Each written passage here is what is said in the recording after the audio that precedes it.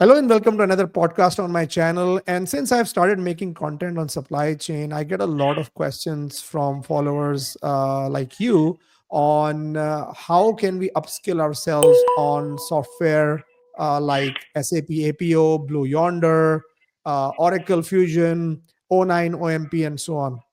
So recently, I met someone who has taken a lot of time and energy to upskill himself on the Blue Yonder software. He is definitely a supply chain professional. So, without further ado, I want to introduce Paras Suri to you. Hi, Paras. How are you? I'm good. I'm good, Hamid. How are you? Very good, Paras. So, Paras, before we get into your Blue Yonder learning journey, tell my Mhm. audience a little bit about yourself. What is your supply chain experience, and so on. Absolutely. So, first of all, thank you for having me here. Everyone who's joined or who will be listening to this, thank you for taking the time out. So, myself, I recently graduated with my master's at Information Systems Technology from Stevens Institute at Hoboken, New Jersey. Apart from that, I was also kind of in a professional journey with supply chain back in India, where I worked 3 years prior to my master's. So back there, I was working more on the transportation modeling side, more on the operation side, and sometimes even in the technology part, dealing with new challenges that our team was facing. Apart from that, in my masters, coming back to my masters, like I took subjects which complement my experience and help me generate better knowledge of what the industry looks like now or what are innovations happening along. So yeah, that was something that I did in my master's. My subjects were like supply chain analytics, logistics, pain points were discussed throughout those course. And apart from that, recently I joined Walmart as a transportation modeling data analyst, where we strongly use Blue Yonder. As my previous role also used Blue Yonder. But yeah, upskilling in Blue Yonder was something I did along the way, and even today I believe there is always something new to learn. So yeah, that was something about me. Excellent. So let's just dive a little bit deeper into your Blue Yonder journey, Paras. Right. So of course, I think Mhm. it's great that you have taken the time to upskill yourself. Of course, it helps you on your job as well. So tell us a little bit Correct. about, like, based on your knowledge, what are the different Blue Yonder modules, and then which ones are you Uh-huh. specifically focusing on? Absolutely. So while I was working in India, like starting in 2020, so we used the Blue Yonder with two applications. One of them was T-Mod, which is transportation modeling. The other one was specifically using the warehouse management tool of Blue Yonder. So in the warehouse management tool, we specifically took care of the shelf life of products. We made sure that the inbound shipments that we get are properly managed and stocked so that they don't run out of their shelf life period. And along with that, we also kept the fulfillment of the stock to other respected. You can say that my company, basically, I give you some background about what company did so that you can relate to what Blue Yonder helped us with. So our company was mostly like a middleman between the buyers and sellers. So there were certain contracts that happened between the buyers and sellers, and we were the ones who used to model the goods from the buyer to the from the seller to the buyer, or vice versa, which in case included transfer of funds. Along with that, one important thing was making sure the products logistics part were taken care by us. We charge them a certain fees for that, which was also part of our revenue. So in short, the better optimized network that we provide will be the better revenue that the company generates. So that is where we use Blue Yonder. So Blue Yonder optimized our network of delivering products from A to B while taking care that we don't surpass those KPIs like mileage and mileage. Then that cost was another API. Then drivers were also efficiently optimized, and trailers were efficiently optimized. The main thing, if the trailer is having a volume of say suppose 100 cubic centimeters, we made sure we stock 100 cubic centimeters in the right order of the delivery points. So those were a couple of things, or more than couple of things, that Blue Yonder helped us with. Yeah, so that was the initial application of Blue Yonder. And apart from that, when I took a career break while doing my masters, in that 2 years break, I realized that The technology's gone ahead. Now we even try to model a better optimized network where data points have shifted from just basic zip codes to lat long, which makes it very precise to where your optimized network can establish a better route. And yeah, in those things, I started learning more about Blue Yonder. I started connecting with individuals who have recently been working with Blue Yonder in their companies. So the best thing that I did, I believe, was going on meetups. So here in the US, we have something called as technical meetups. So we attend those meetups, try to speak to some industry professionals who are facing issues. Of course, the discussions are not direct, but indirectly we try to pursue our questions in a form like we are facing this problem. How did you face those problems, and how did you come up with those solutions that you can help us with? So they give you a general understanding of the problem, and you understand what is the current trend of Blue Yonder or say suppose Lamasoft, and then you take that back as learning and then try to do your research. And yeah, of course, research is something that helps you in most part, but doing the right research is something which you will get while you speak to professionals. And that is something which I believe everyone should do trying to learn any software. Excellent. So, just on these meetups, Paras, I think this is an excellent example of how you have, like, taken the extra Uh-huh. step, going the extra mile to, reinforce your learning and so Mhm. on. For my Uh-huh. viewers, tell me a little bit about if someone is a fresh graduate or early in the Sure. industry, how do they find Mhm. opportunities for these meetups where they can find the right industrial experts? Absolutely. One good thing to do is there are a lot of Facebook groups, of course, everyone knows about them. So, what benefit did I take out of them was I started connecting to those Facebook groups which actually deal with supply chain issues. Say, similarly, meetups. Meetups are similar to Facebook, but there is no private profile. So you can only connect in groups. So in meetups, I used to connect to these groups where they discuss about supply chain pain points. One interesting meetup I went to, people were discussing how supply chain would evolve along 10 years from now, and they were also discussing the major things that we are transporting currently is 80%, 90% water. This is a small example I'm giving you. So the discussion points were how we could optimize those. Uh, for example, a detergent.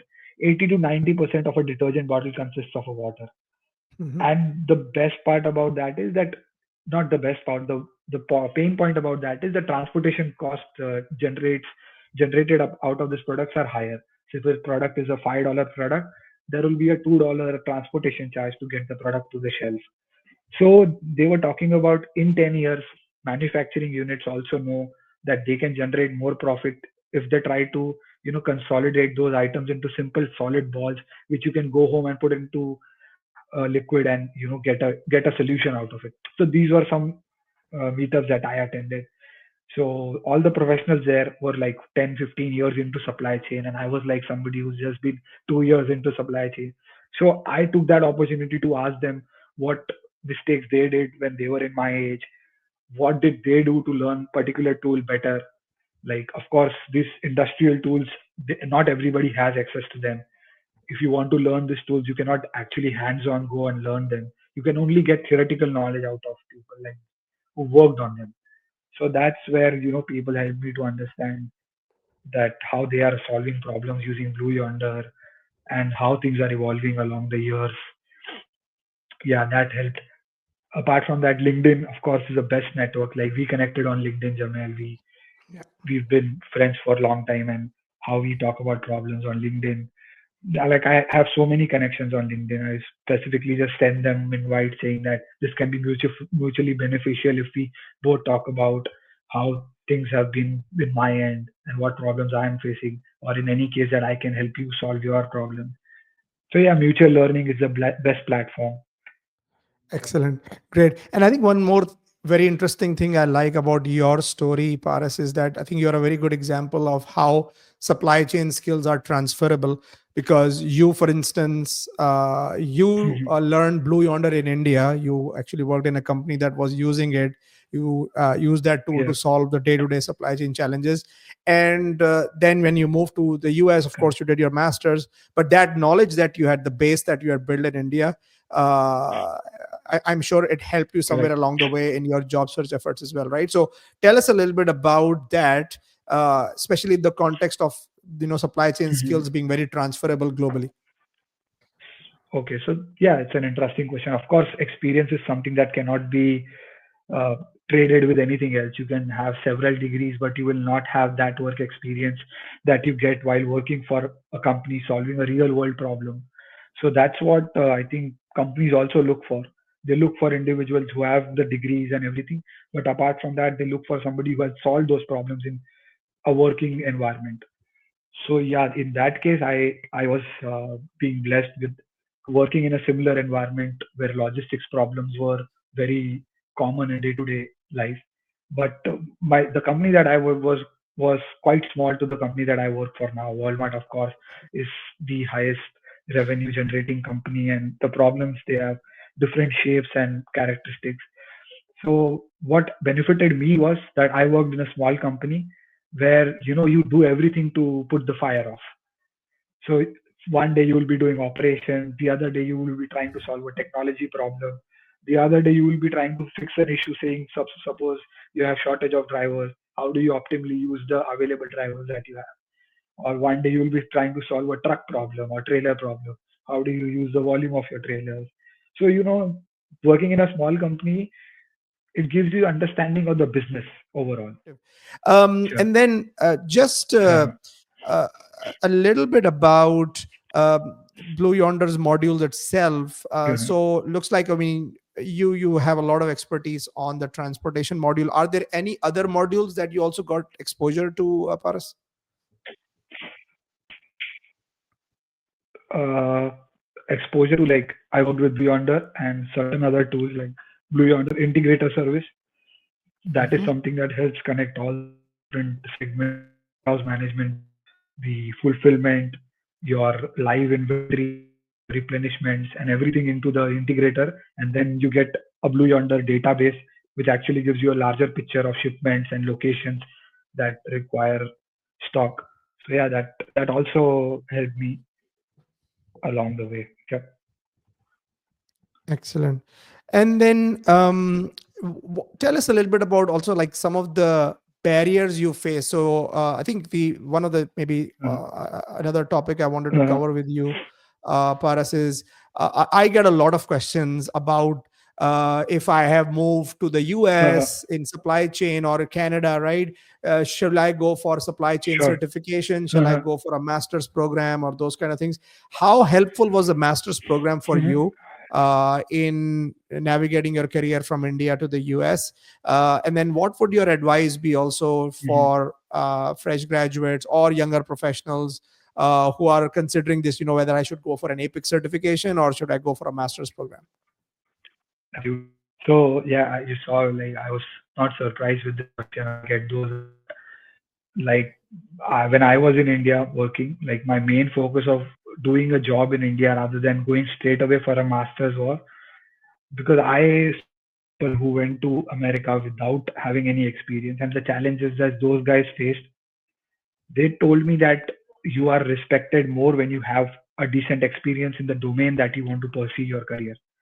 Of course, there are fresh graduate roles now, but the amount of fresh graduates that are graduating out of a master's, the percentage of people who are fresh in the career journey as well is small. Like, in my example, I can give you 100 people graduated with me. Example, only 80% of the people in that 100 were ones with experience in India and then came for a master's. But the 20% that had no experience in India, I believe those people are still struggling to get a job. May that be early career jobs or any job. Because, even industries like America and Canada, they have an option of five people, say, suppose, for a role, and one person has no experience, but he has done several projects in college. Company knows that backing on him will put everything at risk. But somebody who has experience in India means that they've solved problems being in the water, like being in process. They've solved a company level problem. But while I'm working for a project, I don't have any deadlines. Like, I don't have somebody who's like looking over me, like, oh, if you don't do this, I'll fire you. But if I worked on similar environment in India, you know what the pain points are, and you know how you have to work to get those things done. So it's better any chance that company would back their money on somebody who has experience. So that is something that I considered when I was working in India, that I have to have that knowledge before I pursue a master's and invest XYZ dollars in my career. Yeah, that helps. Of course, that helps. The second question was that should we take a certification or not? In my experience, I think certification only helps you to differentiate between two professionals having similar experience. In America, people do certification not to get knowledge, but to learn something that they don't have in the work experience. So suppose if I am working in Blue Yonder for 3 years, example, I will then take a certification in Blue Yonder to learn something which I don't already know. If you get my point, like I will not initially take the certification, which I believe students think that if I take the certification, I have the knowledge. That is not true. Certification will only give you knowledge which you don't actually have while working hands on that thing. So yeah, that is something that you have to think about, because while you take a certification in Python or SQL, it is very straightforward because Python and SQL is also available for you to hands-on practice. But tools like Blue Yonder or Lamasoft are not available on day-to-day basis for an individual who is in college. So it is better to have hands-on knowledge and then have a certification. Yeah, no, thanks for sharing that perspective, and it's so good to see this coming from you, who has just gone through a lot of different interesting milestones in your career. Because and this is something which I keep emphasizing on my channel in my content, that Yeah, because I get a lot of questions, from fresh graduates that, hey, I just graduated from college, which certification should I go for? And my number one advice to people is that yeah, if you want to build a career in supply chain, go and find a job first. Don't worry about certifications or master's degrees and all of these yeah. things will Don't worry be. about how much you are paid. Exactly, exactly, right. So, Sorry. because supply chain is very Yeah. different than some straightforward skills that, for example, Hmm. you learn Python, you apply that skill in a code, and then you can Yeah. probably get a job. In supply chain, it's all about problem solving, and every day Correct. it's a different problem. So you can have a lot of theoretical Mm, knowledge in your college classroom, absolutely. but you will never be able to Uh-huh. get that level of pressure. Like you said, if somebody's looking over you and they are making sure that you do your job, otherwise you get fired. So it's almost, your job is on Yeah. the line all the time, right? That is Uh-huh. the kind of pressure culture Correct. that you need Yeah. to get used to it in supply chain. Absolutely. And, Yeah. and and that's the experience that matters the most. So thanks for sharing that perspective. One more Absolutely. question, Paras, like as you moved countries, right? I mean, you actually moved continents, so big change. Uh-huh. What are some of the Uh-huh. barriers you faced in finding a job, networking with the right Mhm. people? What were some of the challenges you faced? So when I first moved to America, of course, I had no idea what meetups are. How would I be able to find my first job? Because people say that how much experience you carry from India, for you to actually be successful in India, you have, or in America, sorry, would be that first job that you get. It's an internship, or it's something which is, early careers. But the first job is very important because they back you completely based on the experience that you have in India. So that first job, you have to prove yourself more than what you think you are capable of. With what I'm trying to say here is that my first job was in Vocato. It was not a supply chain role, of course. It was more of a data analytics, and yeah, more of a data analytics role. So in this role, I made sure that even if I don't know certain problem, I don't restrain from taking that project. I take that project, I work myself apart from the 8 hours in a day, because if you just think about learning something, time cannot restrict you from learning something. You can specifically learn something in 2 hours, or there's another individual who would learn the same thing in 10 hours. You have to find what suits you, and yeah, learn that thing. Like, problems will come, the nature of the problems can change, but learning the solution or learning your way through the problem will help. That is one advice. And the cultural change that I've found coming to America is, people are very direct. This is something that I learned. Like in India, I had this bad habit of talking to everyone as, okay, sir, I'll get this done. Yeah, ma'am. Yeah, sir. But when I moved here and in my first meeting, I remember I was talking to a senior, like, yeah, sir, I'll get that done. Oh, yeah, ma'am. Okay, I'm noting that down. And then the next day, my manager told me that, are you working in a hotel or are you working for a service? Yeah, so that is some idea that I got, that here people are very straightforward. You can actually talk to your manager with his name and be very direct, which actually gives you so much more freedom that you don't have to think about being very professional or respectful. You, of course, respectful is not the right word, but not very professional. You can straight away be respectful and try to solve the main agenda rather than trying to keep in mind that I have to call somebody with a particular state. Yeah, that is a good advice I can give to someone who's starting. Since you Yeah, made such a beautiful point about the cultural differences between countries, yeah. there is this book I strongly recommend. I'm going to put a once I Oh, post this podcast, I'm going to put a link of this book in the comments as well, which I strongly yeah, recommend. If you are building a career in supply chain, guys, and you are trying to move from countries, whether it's India to US or UK to Canada or anywhere in the world, this is a fantastic book because it actually talks about those examples that you talked, mentioned, Paras, right? That in US it's very direct. If you go to India, you are much more correct, formal, and then there is, the working style in Germany is very different than the French. Germans are more direct, French are more correct, like correct. indirect. So there are so many different Yeah, subtleties that this book really kind of talks a little bit about. And actually, I got I got introduced to this book as I was doing a global assignment a few years ago, where I was responsible wow. for a team which was located in 5 different continents. So I had a team member who was in Australia, then a team member in Russia, then one in China, one in India.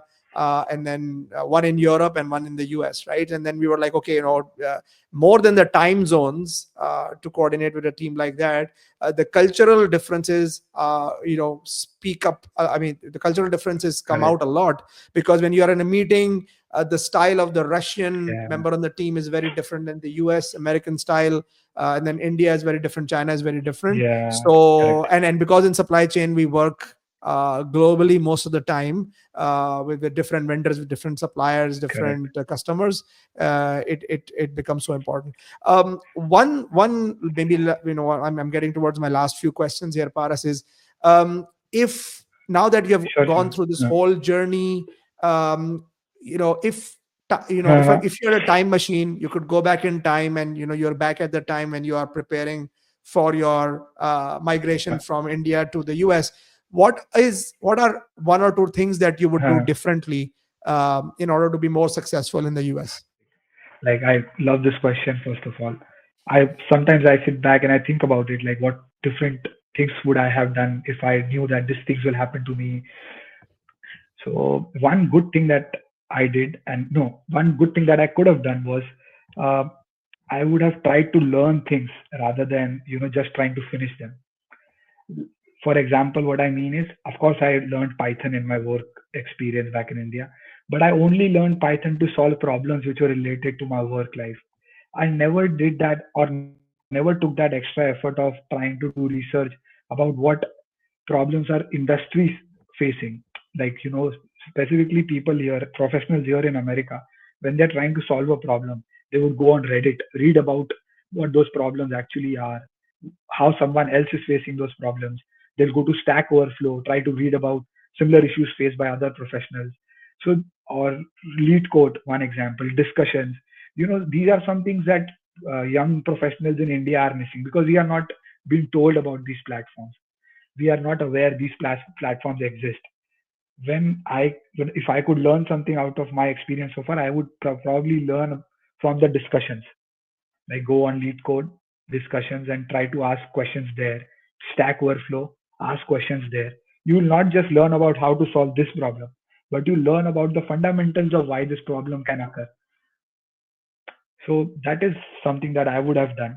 Apart from that, something else that I would have done was try to be more, like, conduct more of my conversations in English, like be more proficient in that language.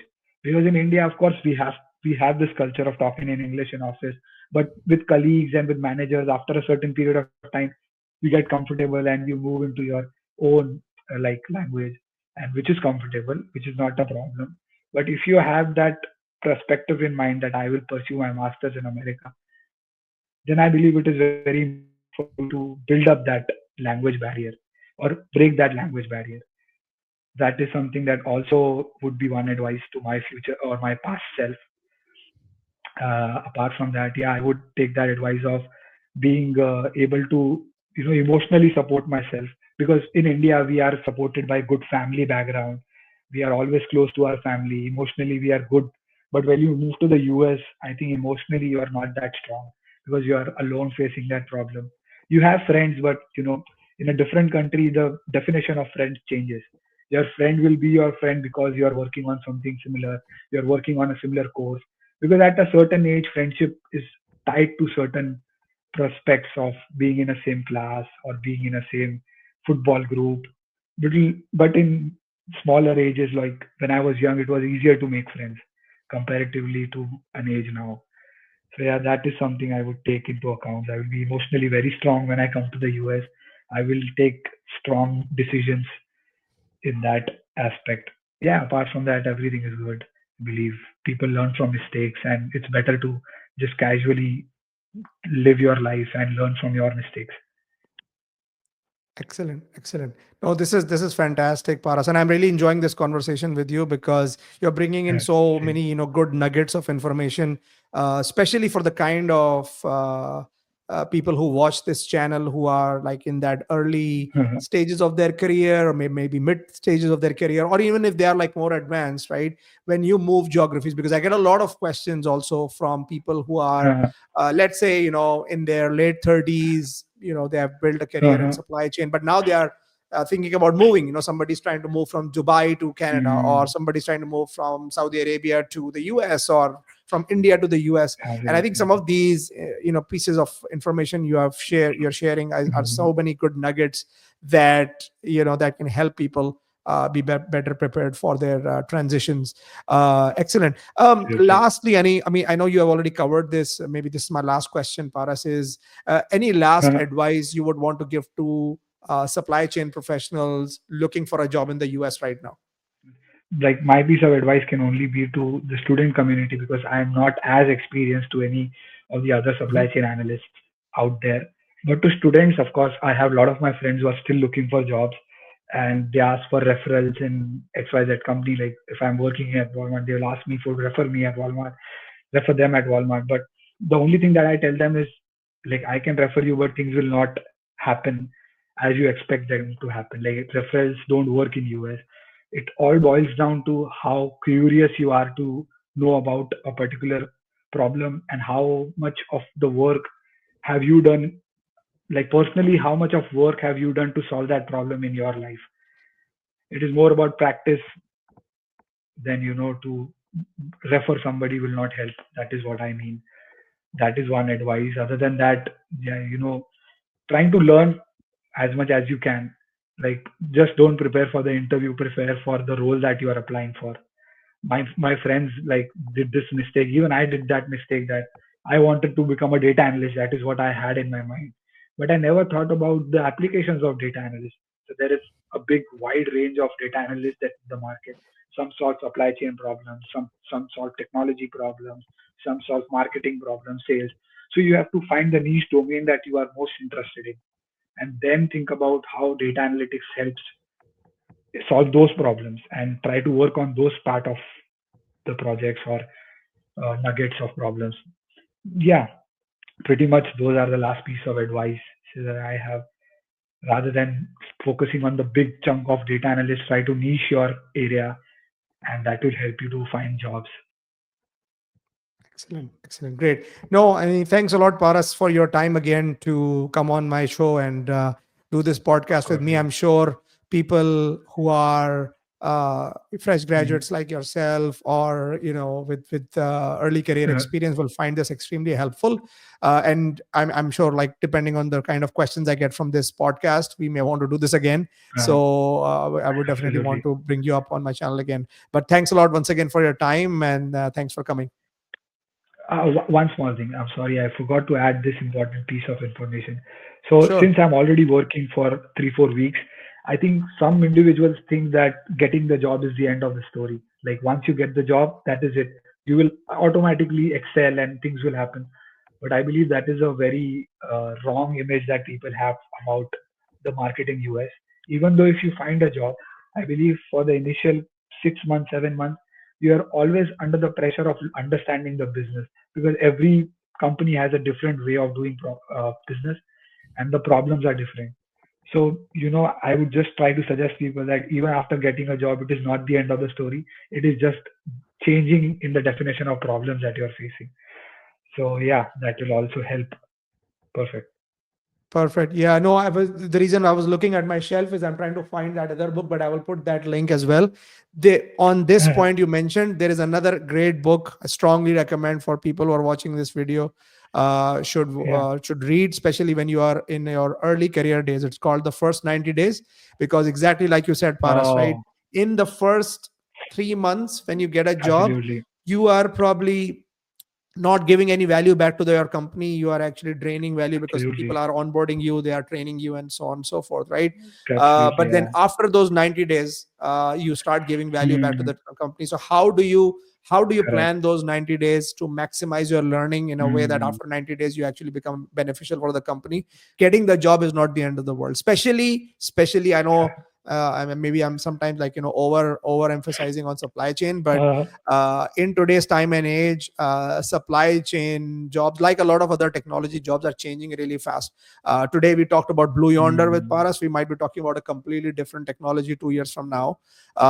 So it's Yeah. changing really fast. So you continuously learning and being a lifelong learner is very important. And the Absolutely. good news in supply chain is that you don't have to wait for a new software to be developed or a new course to be developed. You can learn Hmm. from supply chain challenges every single day, because every single day is a new challenge. And there is a Absolutely. lot of, now especially after COVID, the supply chain is in the news for right or wrong reasons a lot of Uh, times. You had the earlier in the year, you had the Baltimore uh, bridge collapse, which kind of stopped a lot of shipments yeah, from yeah, yeah. going That's from source to absolutely, customers and all of those kind of things, right? So that's absolutely. why supply chain is also not insulated from Yeah, lifelong learning, which is so important. Okay, thanks a lot, Paras, for your time, and then let's stay in touch. yeah, absolutely, Jamil. Thank you for having me.